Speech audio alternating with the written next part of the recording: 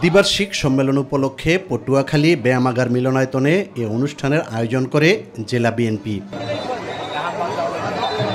অনুষ্ঠানে ভার্চুয়ালি যুক্ত হয়ে বিএনপির ভারপ্রাপ্ত চেয়ারম্যান তারেক রহমান বলেন, দলের সুনাম ধরে রাখতে প্রতিটি কর্মীকে কাজ করতে হবে।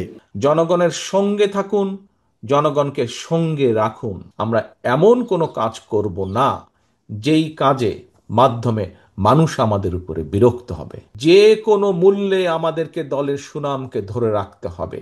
যারা সুনাম নষ্ট করে তাদেরকে কোনো রকম প্রশ্রয় দেওয়া যাবে না।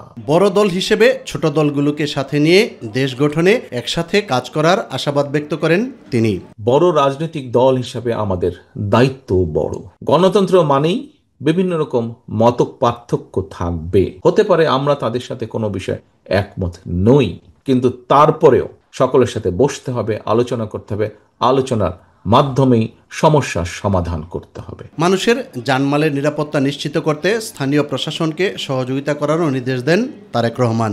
আমাদের বড় দল হিসেবে অন্যতম প্রধান দায়িত্ব হচ্ছে আপনার এলাকার যে প্রশাসন আছে সেই প্রশাসন যখন সহযোগিতা চাইবে এলাকার আইন শৃঙ্খলা রক্ষার জন্য, এলাকার মানুষের শান্তি শৃঙ্খলা রক্ষার জন্য, বিএনপি হিসাবে, বিএনপির নেতা হিসাবে, বিএনপির কর্মী হিসাবে আপনাদেরকে সেই সহযোগিতা দিতে হবে। দলের মতো সর্বত্র গণতান্ত্রিক চর্চা অব্যাহত রাখতে সচেষ্ট থাকবেন বলেও উল্লেখ করেন বিএনপির ভারপ্রাপ্ত চেয়ারম্যান তারেক রহমান।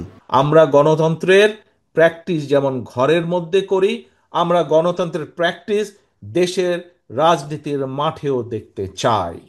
আমরা দেখতে চাই আমরা যেমন আমাদের কাউন্সিলর যারা, তাদেরকে যেরকম আমরা ভোটের সুযোগ করে দিতে চাই, ঠিক একইভাবে বাংলাদেশে যে 12,50,00,000 মতন ভোটার হবে আগামী দিনে, তারা যেন ব্যালটের মাধ্যমে তাদের মতামত প্রকাশ করতে পারে।